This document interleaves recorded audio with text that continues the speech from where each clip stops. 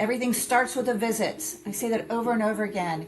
You want economic development, you want business to be started, you want people to start a business, grow a business, move into Holland. It all starts with a visit, right? So we Yes, look at for that sure. to say, okay, I mean, you know that firsthand, right? Yes.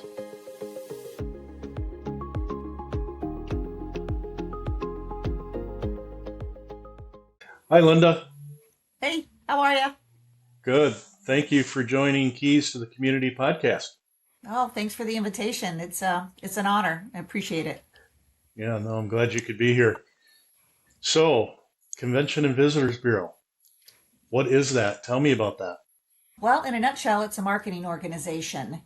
So there's a number of, we call them CVBs, Convention and Marketing, Convention, CVB, yes, Convention and Marketing Bureau.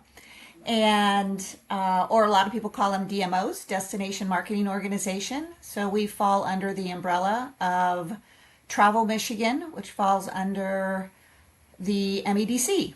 So it's our job to market the greater Holland area for visitation. Obviously, we want to drive overnight visits because that's how we are funded. Well, that was going to be my question. Where does all this money come from to pay Linda's enormous salary and the Oh, staff? is that what it is? Oh, maybe I missed that memo, Phil. Yeah. No, actually, we operate under the framework of Michigan Public Act number 59, to be exact, which allows us to collect an assessment from any lodging property with 10 or more rooms. So Holland has 25 hotels, and we've had a growth over the last 5 years. So we have a little over 2,400 rooms, and every room night, in addition to the regular room night or the rate and sales tax, the lodging property collects a 5% assessment that goes directly to us for marketing the greater Holland area. We don't include or we don't collect from campgrounds. We don't collect from short-term rentals unless that short-term rental is part of a larger property management program and they have to have at least 10 cottages. And we also don't collect from B&Bs as well. So our hotel is truly our only funding source that we have.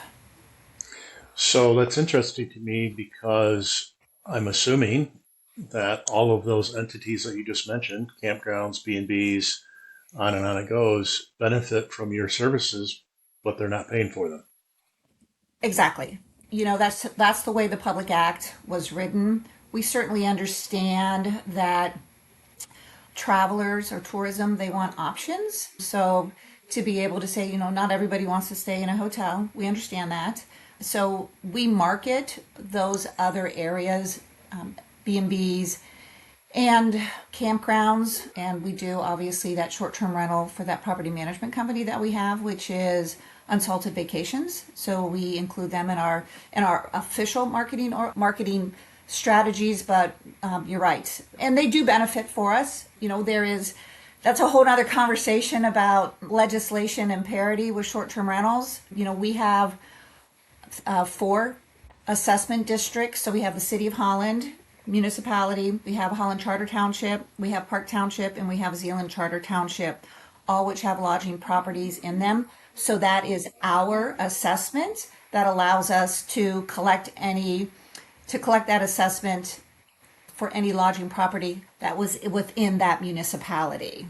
So, I but see. yes, there's a lot of benefit. And, you know, there's a lot of economic benefit for even day trippers. You know, they're going to spend money, they're going to go shopping, they're going to go to attractions, they're going to go dining, and we understand that. So, you know, at the end of the day, if we can impact the economy, the impact of tourism into our community, we certainly want to make sure that we're capturing that type of visitation as well. Sure, absolutely. So, speaking of tourism, have you seen an increase, decrease in the last year or two? Has it been pretty steady? What are you seeing? You know, 2 years ago, we started using Placer AI, which tracks foot traffic data. So we were really starting to be able to capture visitation. You know, the only other way that we could start to see If how successful we were was based on assessment income, and we've seen that tick up every single year. But we also want to see how many room nights that we're selling because, as I mentioned earlier, we might have had 1,900 rooms in 2019, and now we're up to close to 2,400 rooms in 2025 or 2026 even. We know that we're selling more room nights because one, our revenue is going up, and two, our room nights sold is going up. Using our assessment revenue and how many rooms are sold along with that foot traffic data, we do see an increase every year. It might increase by 1, maybe 2%, or might fluctuate down a little bit. It really depends because as data gets more granular, you start to, in the very beginning, it was like anybody who came to Holland, was a visitor. And then it was like, okay, but if you're on 31 and you're going from the north side to the south side, it might take you 15 minutes to get through. Is that considered a visitor? Well, not anymore because they're just passing through, and then what if they're from Grand Haven or from South Haven and they're just passing through? Is that a visitor? So you really try to get more granular in what type of data that you're capturing because you want visitors that are really probably at least 50 miles away.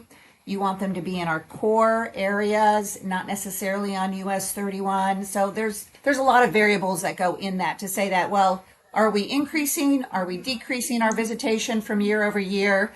I would say that we're increasing it, but then again, we've only started to capture that kind of data. Sure. Our only other ability to capture that data was through room nights sold and assessment revenue. So it's just something that we're just starting to utilize as data capture. Okay. And speaking of granular, can you get into uh, your information to determine what state or city or wherever region or whatever they're coming from? Absolutely, absolutely. Okay. So it gives us zip code data, and then based on zip code, that then ties to census data. So then we're getting some demographic information as well.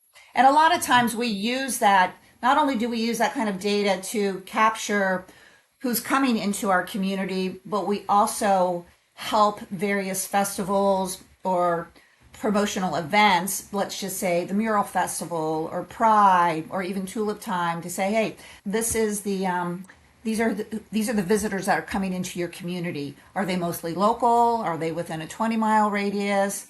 Are they from all over the country? So that type of information is very valuable to event organizers because then they say like, okay, is this a hyper-focused local event or is it something that's much broader? And then that helps them with their marketing, and it helps us. It helps us because we will certainly want to be able to support them either through our marketing expertise or often some sort of financial support. And what would that mean, financial support? What do you mean by that? So let's say the Civil War muster. All right. So the Civil War muster happens every year. It's an annual event. It's a reenactment of the Civil War that's very, very popular in the United States. So we know that visitors will come in and go to this event. It's a 2-day event. Friday is always an education day. So they're going to see the battles. And are they spending the night in our hotels? Well, first of all, we want to see where they're coming from. And if they're coming from far away, we know by default they're probably going to stay in our hotels, right? Because that's really what we're driving. That's our objective because that's where our funding comes from. So I might be talking to, the chair of the board, and he might say, hey, we want to add these additional components. Hey, we might want to get this actor in, who could be Lincoln or Harriet Tubman or Grant or Lee or somebody to come in. And that's a financial responsibility. And so for us wanting to support that event to be successful and draw more visitors, we might provide some sort of financial support to help them achieve their goals. And it could be, hey, we have this one battle and we have to dig trenches, and they set it all up for the battle because they try to make obviously the battles as realistic as possible. So there might be some infrastructure needs that need to happen, and that has a dollar amount tied to it. So, we try to support that. But it's all going to vary based on where the visitation is from. And that's why the data is so important to us. right? Yeah. You know, if I've Yes. got something that's very locally focused, and I've got people coming from, Muskegon or Grand Haven or Grand Rapids, that funding may look different if I've got somebody who's coming from Chicago or Detroit or Columbus, Ohio, or in that out more regional and less local. Yeah. Very interesting. What? So it's not just you there, although I'm Mhm. sure days it feels like it. But how big a staff do you have? There's a total of 10 of us in the Oh, wow. office. Yes. Okay. So, and we're probably one of the a larger staff for Convention and Visitors Bureau, only because of everything that we do in house. I'm the executive director, and then we have two information specialists. So those two gals, they answer the phones, they greet everybody who walks in our door. Our office is located downtown. It was designed that way so that we would be open 7 days a week to help visitors when they come and when they come to Holland and want to try to figure out what I could do, how to navigate. So we always want somebody forward facing to help our visitors. We have three people in who does all of our marketing. So we've got two graphic designers, and the same two graphic designers does all of our social media. And then we've got another gal she's in charge of all the marketing and communications for what we do. So handles any marketing media buy that we might have, right? And then we've got two people that's dedicated to sales. And then I've got one gal who does our finance, and she does all of our writing for us as well. It's not all full time. There are six full time and four part time of all of us. And then I'm sorry, I have one more visitor services gal, and she works on the weekends. So Okay. Okay. yeah, we always Wow. want to make sure that there's always somebody in the office that's either answering the phone or helping the visitor. And that's how it's been historically. And that's the way we like to keep it. We're closed for Christmas, which would be the 24th, 25th, and the 26th. And then we are closed on Thanksgiving Day, but we're open. Oh, and we're also closed on Easter and New Year's Day. But you get the point. There's a Yeah. lot of Right. holidays Right. out there that we still try to make sure that we're open. Sure. Do you have a busy season, or is it always busy? It depends. I would say it's always busy, but the busy might look differently depending on the season, right? So right now, we're gearing up for Tulip Time.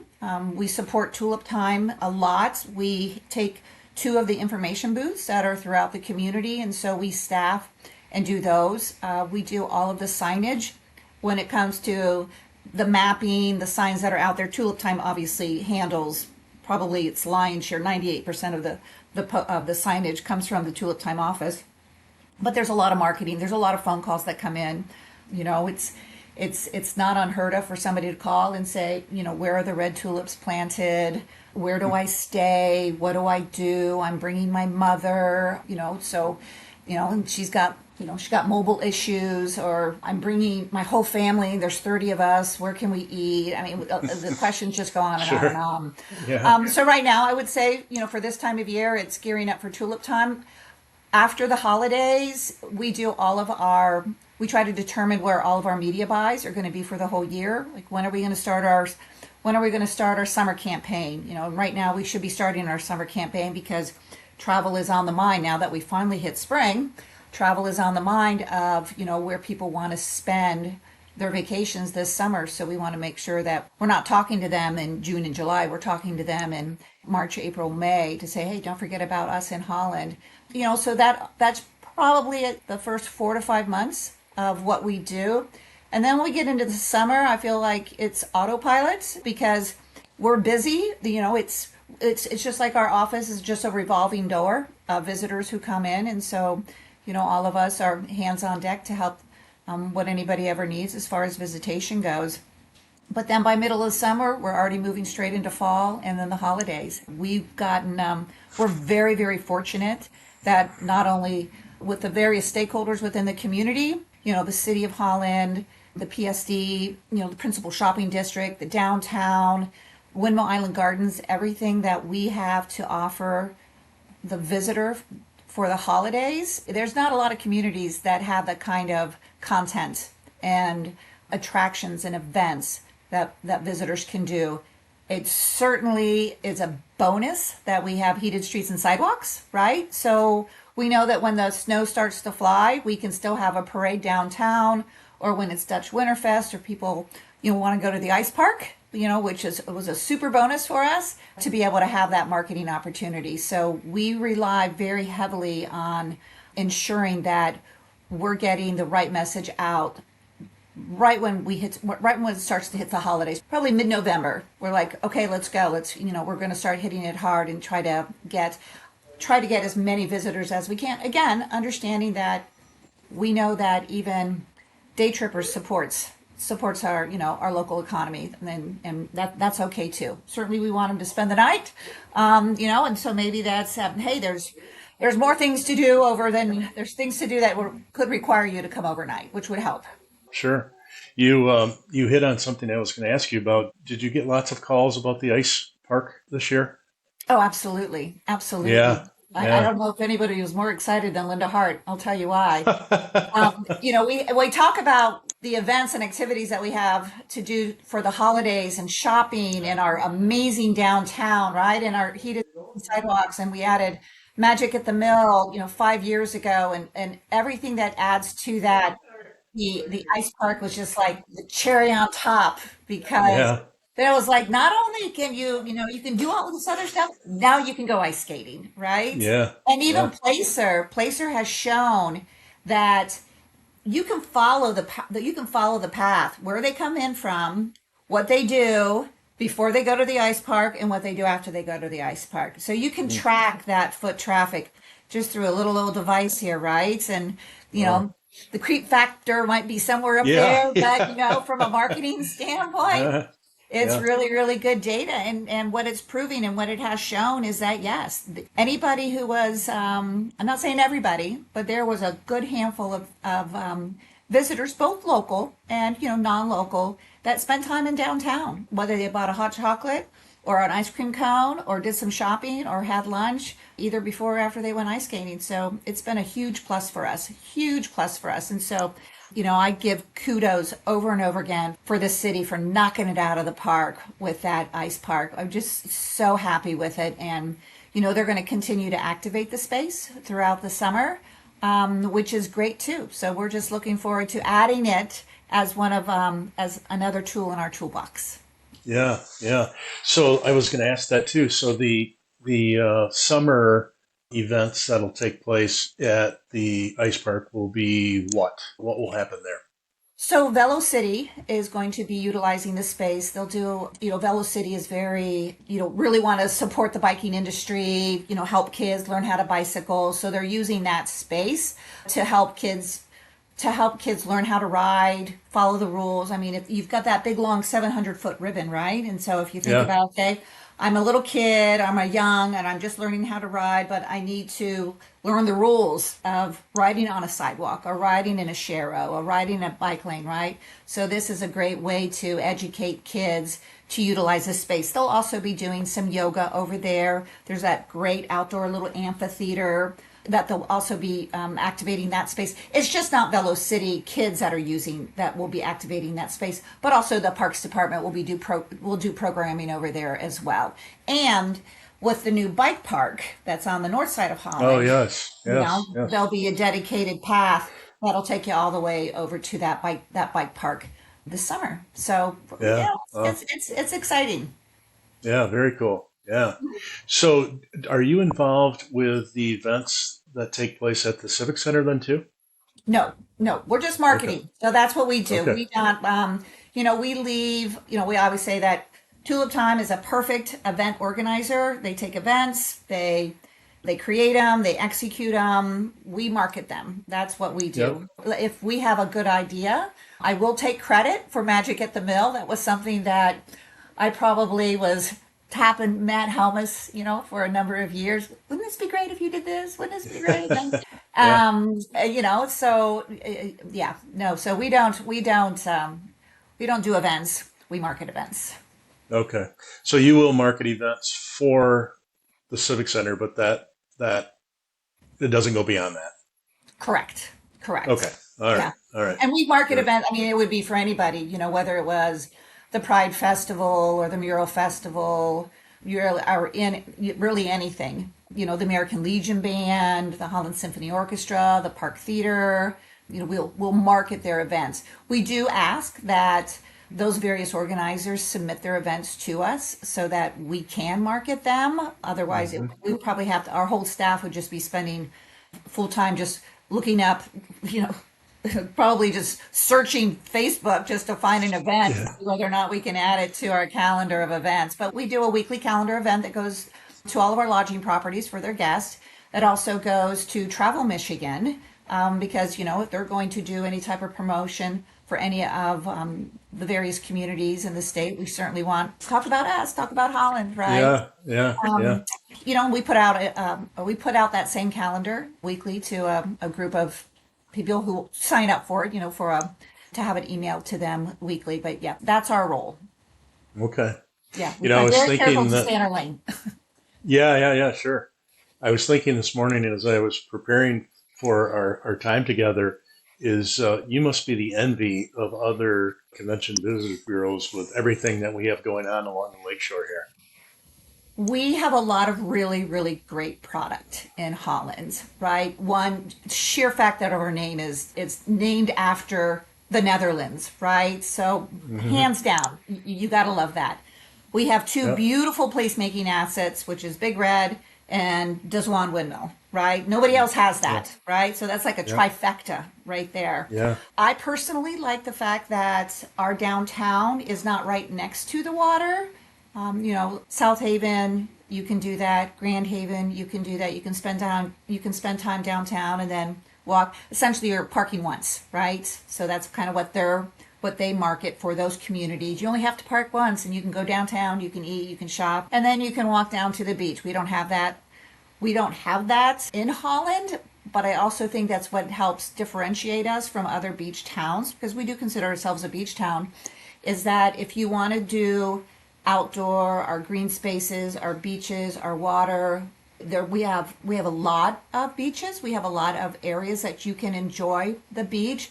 And then when you want to come down, if you want to come into downtown, it's going to be a completely different vibe, right? It could be casual, it could be hip. You could get to go see live music. You could go to the farmers market, see the street performers. I mean, any various event that you could have to do. And it also separates us. So we don't have everybody on the beach and everybody downtown in one area clogging things up. That's how I look at it. But to say that we're the envy, there's some great things about every other beach town that I'm not going to deny them, because I think we all try to support each other. Holland is part of a larger collaboration with 6 other beach towns. It's called the Beach Towns. And we try to promote West Michigan beach towns as a destination for travel, because we understand that you could stay in Holland, but you may go to Saugatuck or go up to Muskegon, or you could stay in Grand Haven and come down to Holland, for a visit for a day. And we recognize that, so we all try to support each other.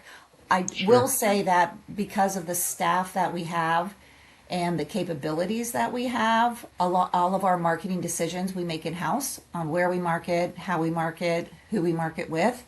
If we want to work through Disney and Hulu, or be on linear TV or broadcast TV, we have those options because we have those connections. So I'd say from a destination marketing standpoint, a lot of the other DMOs are like, "Wow, we want to do what you do." I'm like, well, that was a model that I inherited, and it works well for us. I should knock on wood, shouldn't I? It's worked well for us, right? Yeah, sure. And we make sure that we do our homework to ensure that we're spending our money wisely. Let's put it that way.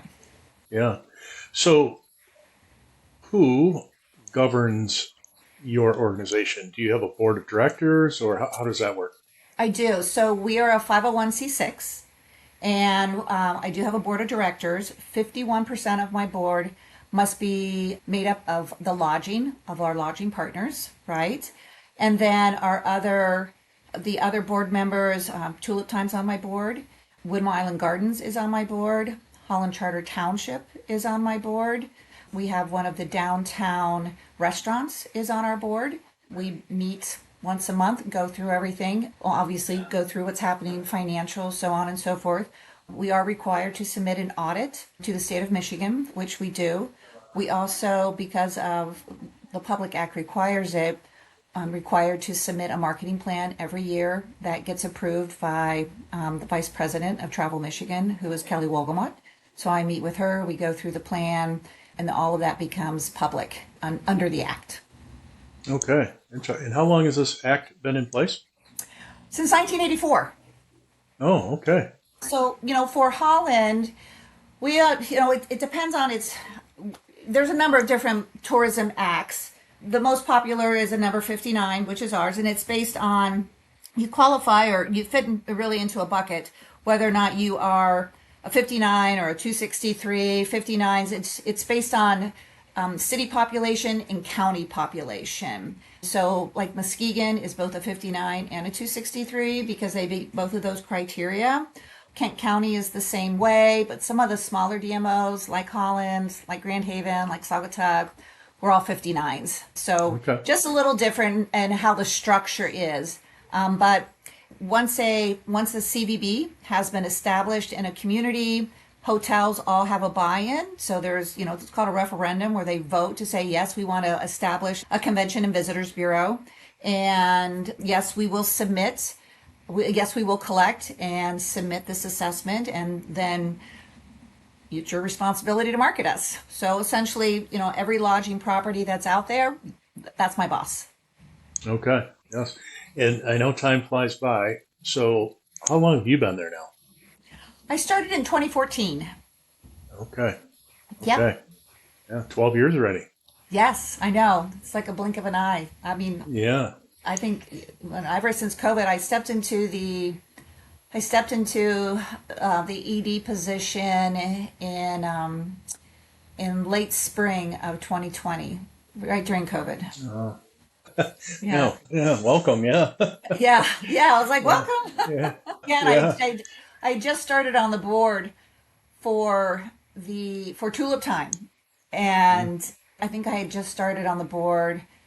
Maybe it was October, November, and then it was like, so what's happening? What's not happening? What's happening? What's not happening? And I mean, it was like, what's happening? What's going on here? It was crazy. Everything was crazy. It was a very crazy time. But I think it was I think COVID ended up being a placemaker, a point in time, right, where everything was pre-COVID. It was this way. And it was this way. Yeah. Absolutely. So I know you're very excited about the ice park, the ice arena, and all of that. Before we continue, I'd like to give a big shout out to our amazing sponsors for making this podcast possible. Lighthouse Title, Independent Bank, Josh DeVries Mortgage Lender, Cooper Insurance, Jose Morales, in partnership with Fremont Mutual Insurance. Thank you for your support. Check out their info in the description below. Let's dive back in. What is something else that you're very excited about here as we go into the spring, summer of 2026? Wow, what am I excited about? I'm excited that people still want to travel. There's still a strong desire to travel, right? We had COVID, people couldn't travel. Then post-COVID, I can't think what the word was called. It was some sort of like strong desire to travel. And, and then what does the economy do? Where are we today in our economy? What's gas prices? Can I travel? Should I travel? Can I travel internationally? Should I not travel internationally? We talk about inbound traffic, inbound international traffic coming into the States. What does that look like? Is it questionable? I constantly hear cautiously optimistic, which I feel like I've been saying for 5 years, really. Yes, as every time there's another variable in there, it's like, okay, can we get past this, and what does that mean? But Phil, people want to travel. People still want to go out and do things. Travel revenge, that's what it was called. Oh, really? Okay. Yeah, it was a thing. I don't know. You look up Webster Dictionary, is it a word now? I don't know. But that's probably most optimistic for me, is this desire that people still want to travel. Will they spend as much? Probably not, but they'll still come, right? They might not spend 3 days, they might spend 2 days. They might not They might not make as many purchases in all of our merchants that maybe they've done in the past. They might spend it on more disposable, like ice cream or a slushie, right? So that's probably what I'm most optimistic about. Holland we continue to thrive. I'm so thankful for, everybody within the community who wants Holland to be the best that it can be, because everything starts with a visit. I say that over and over again. You want economic development, you want business to be started, you want people to start a business, grow a business, move into Holland. It all starts with a visit, right? So Yes, we look at for that sure. to say, okay, I mean, you know that firsthand, right? Yes, Right, yes, in the exactly. industry you're in, right? Somebody Yes, says, what we're seeing now, which is crazy, is that people are now just Googling. They're just looking at great places to retire, great places to, to move to. And Holland keeps coming up over and over again. And we'll have people who just call our office and say, hey, we're going to move to Holland. We wanted to move, and we just did Yeah, some looking around, and Holland came up, and we think it's a great place. And I was like, yeah, I'm like that, yeah, that little emoji with the yeah, head, yeah, yeah, that's me. yeah, yeah, Like, yeah. that's amazing. That is Yes, amazing. Just what you can find just by Googling stuff or just by looking on the internet. But otherwise, you're coming here. You're seeing what a beautiful community is. People come during Tulip Time. They come back for the summer. And it is just one constant, oh my goodness, this is a wonderful community. I'm like, it is. And I get to yeah, live here, as yeah, Nathan yeah, Fox would yeah, yeah, always yeah, say, yeah. right? Yeah, Right, yeah. right. Yeah, so I Well, would probably have to say the desire to travel and what everybody in this community strives to do to welcome visitors. That's probably what I'm sure. most optimistic about. Do you have a significant need for the organization that you're looking to fund, or if that's the right word? I'm not sure if that's the right word, but is there something that if people listen to this, say, you know what, I Mhm. can help in that particular area? Sure. So not only do we market to visitors, right? We also market to conventions and meetings and sports tournaments, right?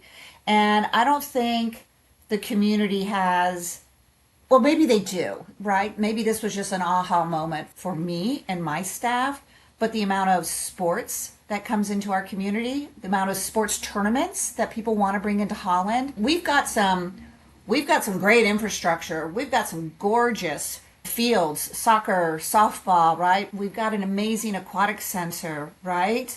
But people still want to, and our fields are full, whether it is community teams, but on a tournament level, I'm going to bring this right back to driving overnights into Holland, right? You bring these tournaments from all over the country into Holland because one, it's a beautiful community, and so there's plenty of things to do outside of when you're playing ball or you're kicking a ball or you're swimming or diving. So that's a great asset. But really having more of that infrastructure, we have pickleball, so then all of a sudden, like Jupi in our office, she's heading to Teams, which is an industry trade show. And so she'll be meeting with various sports related tournament providers to say, hey, come to Holland. This is who we have, right? And a tournament provider will be like, I need 24 pickleball courts and I need this and I need this. And you're like, okay. Maplewood has this many and this park has this many. So then you're adding them all together, right? To see what can we do. We try to stay in great conversation with the various townships and the various parks department to say, hey, we have a need or there's a desire for people to come in or a tournament to be able to come in, and I'm looking for space to do that with, again, on the sporting side. So you have 12 pickleball courts. Do you have any plans in the future to build any more? Oh, you do have plans to build more. Great, keep that in mind, right? So just establishing and fostering those relationships, knowing that down the road or in the future there's an opportunity that maybe Holland could win a bid when it comes to a various sports tournament that wants to come to Holland, that we may have not had the infrastructure that they need, but that we certainly will want it. That's probably one thing. We talk about meeting and convention space. The Hayworth Hotel is the only property downtown that that has hotel and convention space. We're limited in that, because their space is only so large, right? They could, I think they can do 250. I don't want, I Yeah. could be Yeah. quoting wrong. So please don't, go, oh, Linda was wrong. But still, it's limiting us, right? I'm not bringing in a 500 person, I'm not bringing a 500 person convention into Holland. We don't have that kind of infrastructure. The DoubleTree is currently going through a remodel.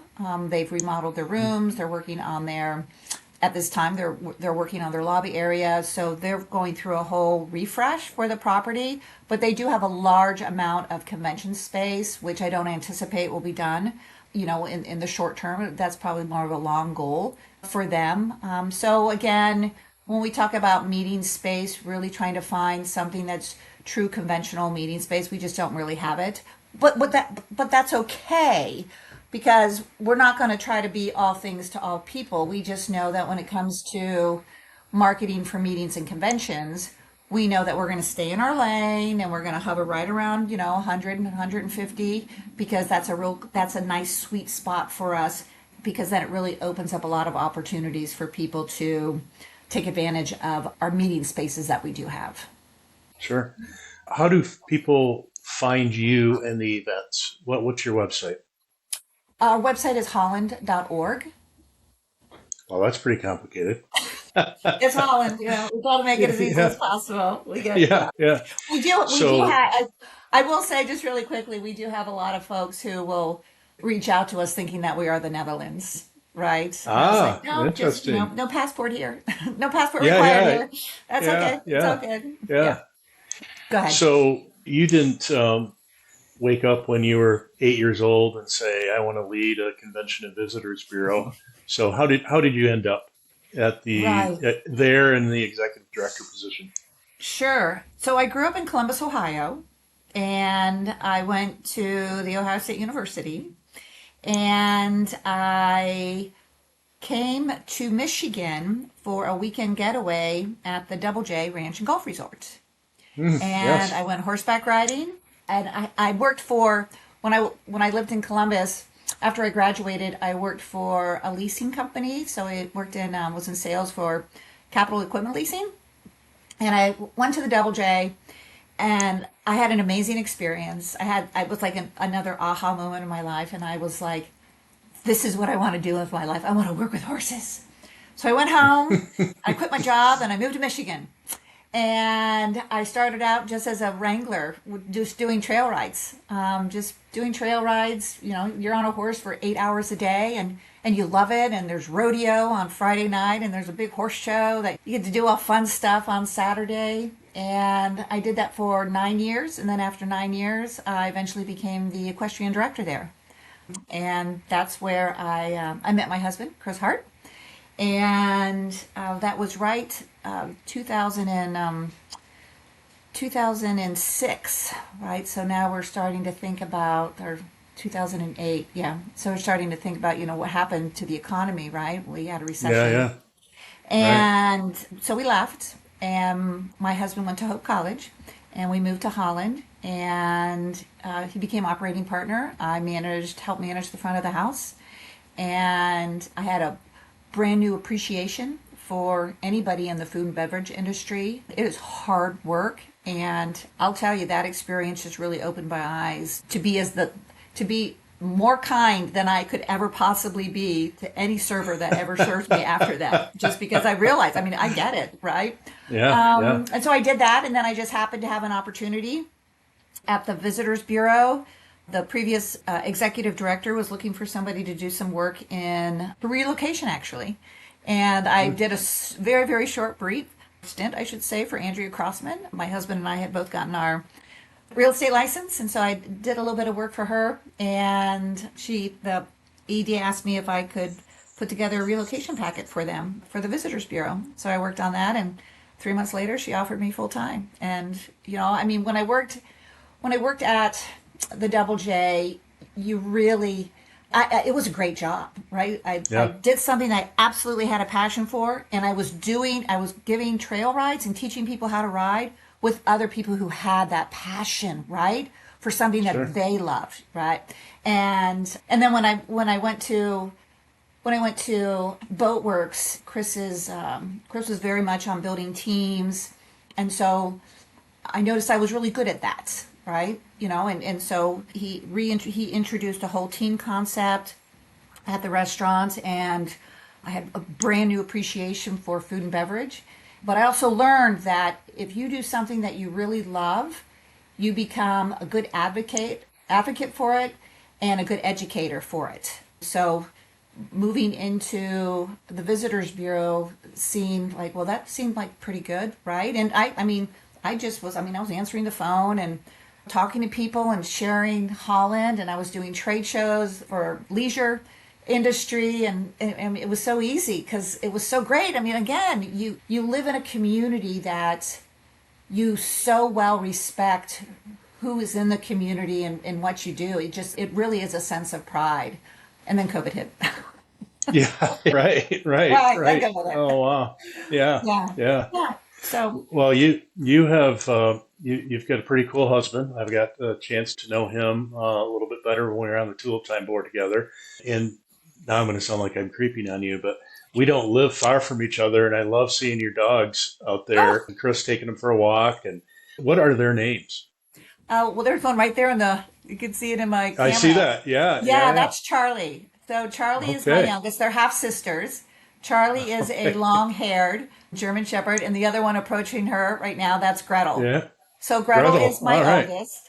Yeah, really great dogs, true German Shepherds, So Okay. I'm the lady that when I'm walking my dogs, people cross the street or I cross the street. I mean, it's okay. Yeah. It's okay. Yeah. They're my babies, and I absolutely love Yeah. them. So thanks for asking. And you're not Yeah. creepy because, we do the same thing. Oh, look, there's a black German Shepherd. I wonder who is that? Yeah. Well, we had one as well, and unfortunately, that she had to go, but Yeah. it was her time to go, I should say. So whenever we see them, we get a fond spot in our heart as we drive by. Well, thank So, you. yeah, That's yeah, very yeah, kind of you. yeah. Really appreciate that. Yeah. Well, Linda, it's been great talking to you and learning more about the Convention and Visitors Bureau and the marketing that you do. I appreciate it so much. You taking time out of your busy day, and especially on the eve of the Tulip Time, which is always a huge event. So Yeah. thank you again. No, thank you. All right. Well, thank you. We'll see you around. Thanks for tuning in to Keys to the Community. Make sure you subscribe and stay connected to what's happening across West Michigan. And if real estate is on your mind, reach out. I'd love to help.